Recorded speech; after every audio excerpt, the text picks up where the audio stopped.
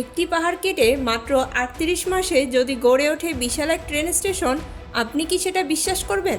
চীনের Chongqing east railway স্টেশনের গল্পটা ঠিক এমনই।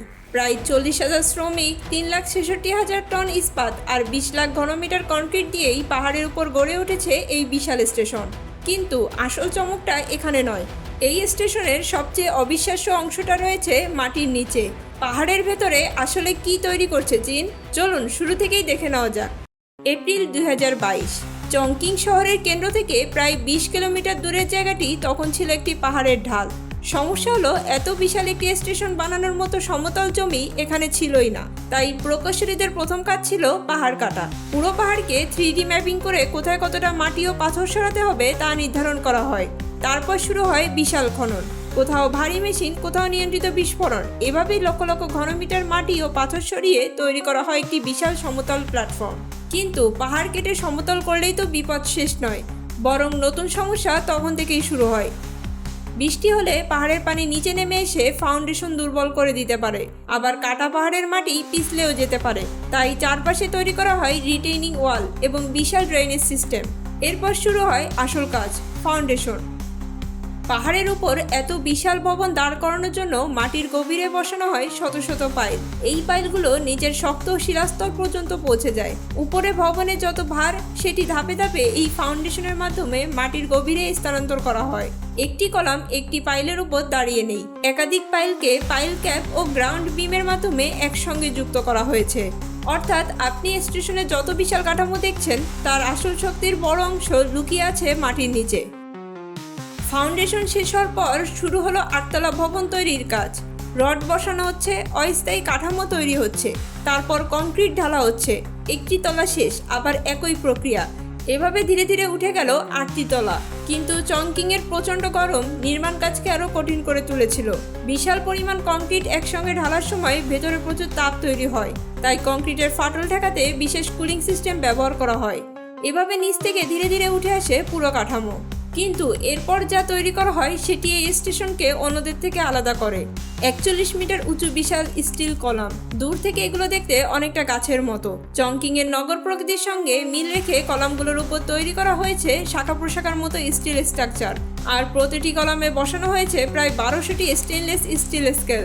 ফলে পুরো স্টেশনটিকে দূর থেকে মনে হয় বিশাল ধাতব গাছের মতো। কিন্তু এই সৌন্দর্যের পিছনে ছিল ভয়ঙ্কর কঠিন ইঞ্জিনিয়ারিং। প্রতিটি স্টিল সেকশন একে একে উপরে তুলতে হয়েছে, প্রতিটি কানেকশন পরীক্ষা করা হয়েছে। মাত্র কয়েক মিলিমিটার ভুল হলেও পরের অংশটি আর ঠিকভাবে বসবে না। এরপর আসে সবচেয়ে কঠিন কাজ, ছাদ নির্মাণ। এই ছাদ কোনো সাধারণ ছাদ নয়। এর আয়তন প্রায় ১,২০,০০০ বর্গমিটার এবং ওজন প্রায় ১৬,৫০০ টন। এত বিশাল কাঠামো সরাসরি আকাশে তৈরি করা প্রায় অসম্ভব। তাই প্রকৌশলীরা প্রথমে ছাদটি মাটির ওপর অ্যাসেম্বল করেন। তারপর হাইড্রোলিক লিফটিং সিস্টেম এবং একাধিক হেভি লিফটিং ইকুইপমেন্ট ব্যবহার করে পুরো কাঠামোকে ধীরে ধীরে প্রায় ৫৭ মিটার উপরে তুলে দেওয়া হয়।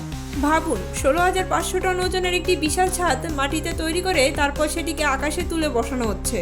একটি ছোট ভুলও পুরো অপারেশনকে বিপজ্জনক করে তুলতে পারত। তাই এই কাজের আগে বহুবার রিহার্সেল করা হয়েছিল। শেষ পর্যন্ত বিশাল ছাদটি উঠে যায় স্টিলের কলামের ওপর। কিন্তু চংকিং ইস্টের সবচেয়ে অবাক করার বিষয় এখনও বাকি।